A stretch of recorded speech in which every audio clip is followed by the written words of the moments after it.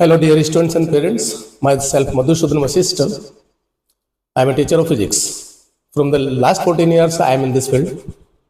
मैं last 14 year से physics में टीच कर रहा हूँ. सभी नेशनल ब्रांड्स में मैंने टीच किया है, चाहे वो नारायणा हो, श्री चैतन्य हो, अनअकैडमी हो. मैंने सभी ब्रांड्स में पढ़ाया है और जो मैंने एक्सपर्टीज जनरेट की है इस फील्ड में, अब मैं उनको स्टूडेंट्स को डिलीवर करना चाहता हूँ ऑनलाइन प्लेटफॉर्म पे. मैं सभी अभी तक ऑफलाइन सेंटर्स पे ही था, लेकिन अब मैंने अपने आप को ऑनलाइन सेंटर्स के लिए भी अप्लाई करना स्टार्ट किया है. मैं ऑनलाइन सेंटर्स में स्टूडेंट्स को 1-to-1 और ग्रुप क्लासेस लेना चाहता हूँ. मेरे पास सभी टाइप का स्टडी मटेरियल है, सभी टाइप की टेस्ट सीरीज है, और यदि आप लोग करना चाहते हैं तो आप लोग ज्वाइन कर सकते हैं मेरे साथ में. आज मैं अपना एक लेक्चर डिलीवर करूँगा आपको, वो होगा फ्रिक्शन के ऊपर. फ्रिक्शन आप जानते हैं बहुत ही शानदार चैप्टर है, बहुत ही अच्छा चैप्टर है और न्यूटन्स लॉज ऑफ मोशन का ही एक पार्ट है. तो इसके ऊपर एक बार बात करते हैं. सबसे पहले तो क्वेश्चन आता है फ्रिक्शन कि जो फ्रिक्शन है ये लगता क्यों. हम सभी की डेली लाइफ में तो फ्रिक्शन आता ही आता है. हम हर जगह पर देखते हैं, हम चलते हैं तो भी फ्रिक्शन फील करते हैं, हम गाड़ी चलाते हैं तो भी फ्रिक्शन फील करते हैं. हर जगह पर फ्रिक्शन देखा है हमने और आप फ्रिक्शन को फील भी करते हैं.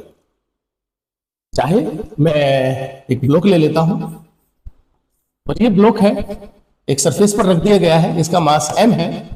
अब मैं इसके ऊपर यदि कोई भी फोर्स लगाता हूं,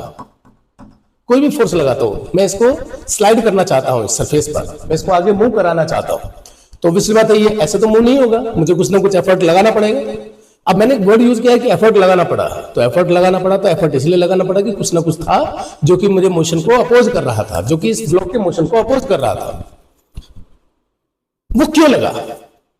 वो लगा due to interlocking between these two surfaces. This is one of the reason. Interlocking मतलब आप इसको इस तरीके से लेके चल लेते हैं, ये दो सरफेस है और ये इंटरलॉक बन गए इनके बीच में, ये जो है ये इंटरलॉक बन गए इनके बीच में. अब इनके अगेंस्ट में रबिंग होगा, ये मूव करेगा, तो इस बात में मुझे कुछ एफर्ट लगाना पड़ेगा. एक फ्रिक्शन का एक छोटा सा रीजन ये है. दूसरा रीजन है इंटरमोलिकुलर फोर्सेस. जो ये बॉडी है और जो ये सरफेस है, इनके बीच में जो मॉलिक्यूल्स हैं उनके बीच में एक फोर्स बॉन्ड्स बन जाएंगे और वो बॉन्ड्स बिकॉज दोनों कॉन्टेक्ट में थे एक दूसरे के, तो इनके बीच में एक बॉन्ड्स बनेंगे और वो बॉन्ड्स भी मुझे आगे मूव कराने के लिए उन बॉन्ड्स को भी ब्रेक करना होगा. तो ये भी एक रीजन है फ्रिक्शन का. अब हमारे फील्ड में ऐसा तो नहीं है कि हमारे फील्ड में थियोरेटिकल बात करेगा, वो न्यूमेरिकली बात करेगा. तो न्यूमेरिकल बात कर लेते हैं. न्यूमेरिकल बात का क्या है सीन?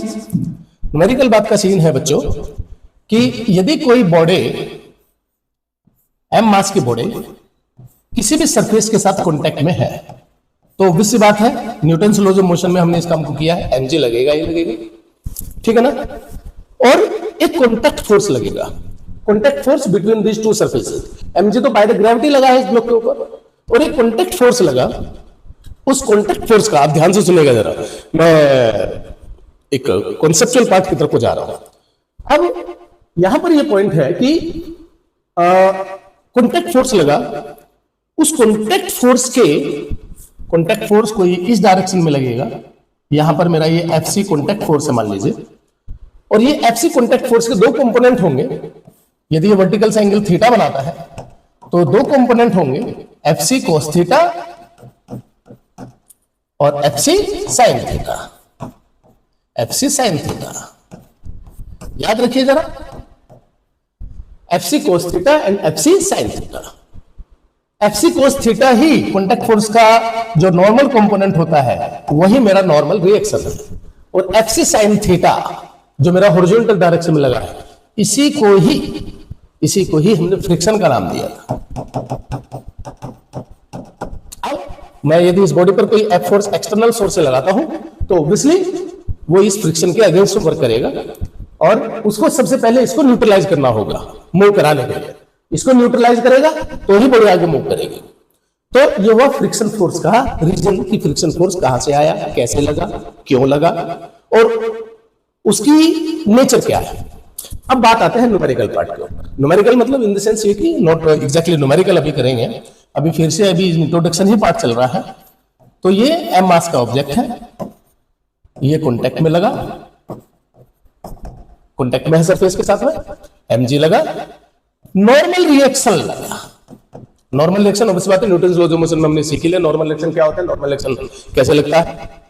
अब नॉर्मल रिएक्शन लगा, अब इसके बाद आती है बात फ्रिक्शन फोर्स।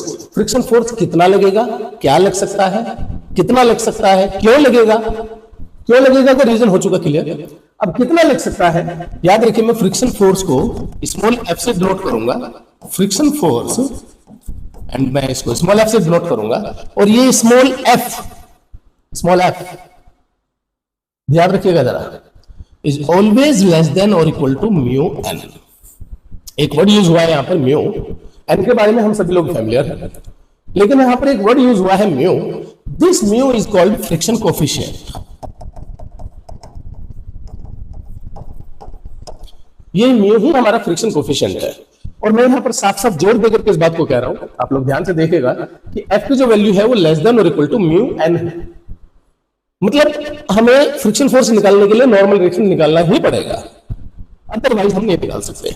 अब फ्रिक्शन कोफिशिएंट की बात कर लेते हैं। फ्रिक्शन कोफिशिएंट हमारा एक कोफिशिएंट है जो कि nature of the two surfaces which are in contact, जो टू सरफेसेस कांटेक्ट में है उनकी नेचर के ऊपर डिपेंड करेगा। इसकी वैल्यू वो देगा हमें या निकलवाएगा हमसे। ये डिफरेंट क्वेश्चंस के लिए डिफरेंट बातें हो सकती हैं, मेनली तो देगा। और अभी फ्रिक्शन फोर्स की हम बात करेंगे आगे, और फ्रिक्शन कोफिशिएंट की बात करेंगे हम आगे कि फ्रिक्शन कोफिशिएंट क्या है, कैसे है, क्यों है, इसकी क्या क्या टाइप्स है इसके, वो हम सब बात करेंगे। लेकिन अभी तो बात यहां तक ही आनी चाहिए कि फ्रिक्शन कोफिशिएंट जो है वो म्यू एन है। बच्चों ध्यान से देख लीजिएगा, friction coefficient is less than और इक्वल टू म्यू एन है। अब नॉर्मल रिएक्शन ज्यादा, मैंने पहले ही बात किया है कि हमें नॉर्मल रिएक्शन निकालना ही पड़ेगा। नॉर्मल रिएक्शन आप सबसे पहले फ्रिक्शन को क्वेश्चन देखते ही हमें आइडिया लग जाएगा कि फ्रिक्शन अप्लाई हो रहा है यहां पर। तो हमारा नेक्स्ट जो ध्यान जाना चाहिए वो ध्यान जाना चाहिए नॉर्मल रिएक्शन के ऊपर। स्टूडेंट्स हमारा नॉर्मल रिएक्शन हम निकाल लेंगे।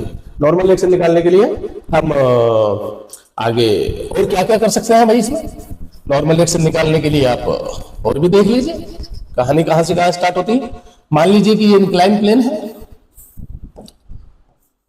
ये एंगल थीटा है, ये एम है, थ्री बोर्ड डायग्राम बनाएंगे इसका, M G cos theta, M G sine theta, normal reaction N.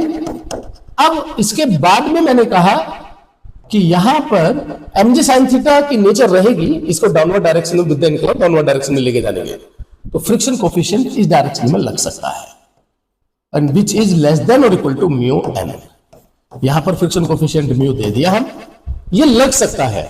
Object move करेगा if M G sine theta is greater than mu, object move नहीं करेगा if M G sine theta is less than mu N. मतलब M G sine theta is greater than mu N है, will move, ये move करेगा,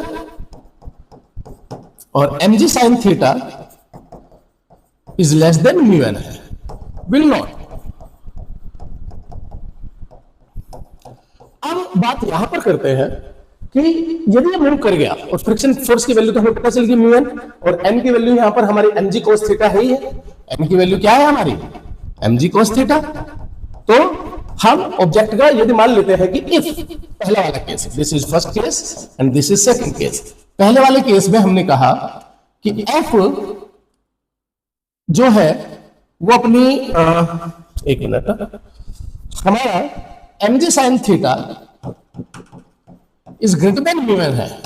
तो किसी बात हम directly Newton's law of motion निकाल करके, Newton's law of motion apply करके हम इसका एक्सीलरेशन फाइंड आउट कर सकते हैं। M G sine theta minus mu N equal to M A. तो ए इक्वल टू आ जाएगा हमारा M G sine theta minus mu N upon A, और M G sine theta minus mu M G cos theta upon A upon M, sorry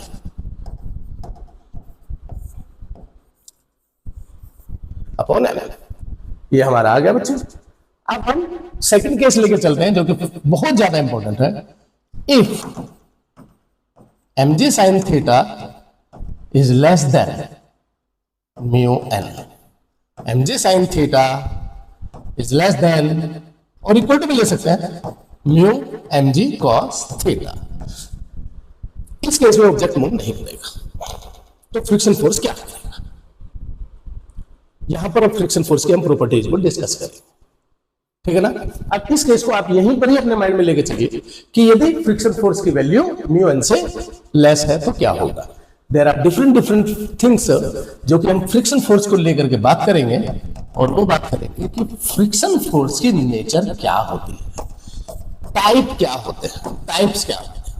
इस बात का जो answer है वो यहां छिपा हुआ है। टाइप क्या क्या होते हैं, हम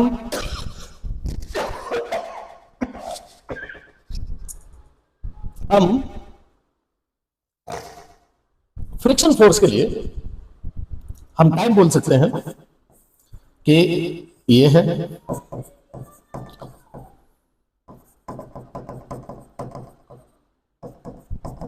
friction force,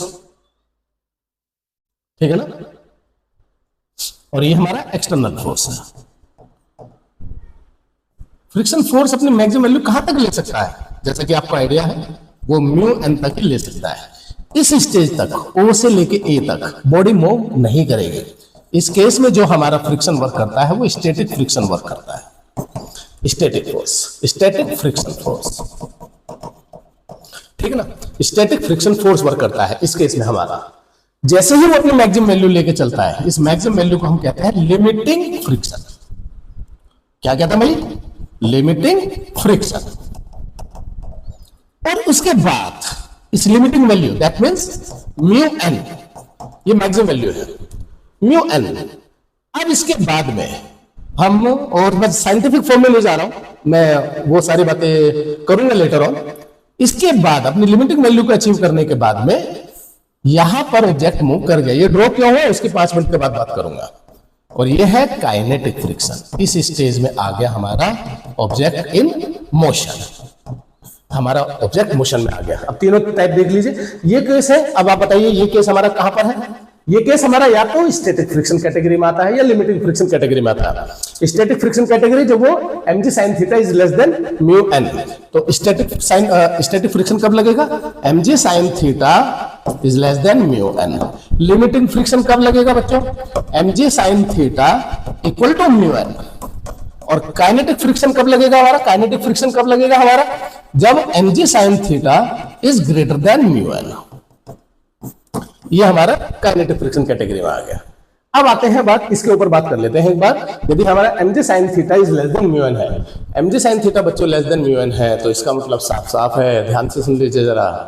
mg sin theta is less than mu N है तो हमारा ऑब्जेक्ट मूव नहीं करेगा। और फ्रिक्शन की एक बहुत ही स्पेशल प्रॉपर्टी होती है, और वो स्पेशल प्रॉपर्टी है स्टूडेंट्स सेल्फ एडजस्टमेंट। इस स्टेज में स्टैटिक फ्रिक्शन कैटेगरी में फ्रिक्शन फोर्स हमारा सेल्फ एडजस्टेबल फोर्स होगा। सेल्फ एडजस्टेबल फोर्स होगा मतलब इसको एक एग्जांपल से लेके चल लेते हैं और आपको आइडिया लगेगा कि मैं क्या कहना चाह रहा हूं। इसको क्या है भाई, if mg sin theta is less than mu N, तो वैल्यू पुट अप कर लेते हैं। वैल्यू पुट अप करके हम देख लेंगे कि हमारे सामने केस क्या है। कुछ एज्यूम कर लेते हैं वैल्यूज, ठीक है ना।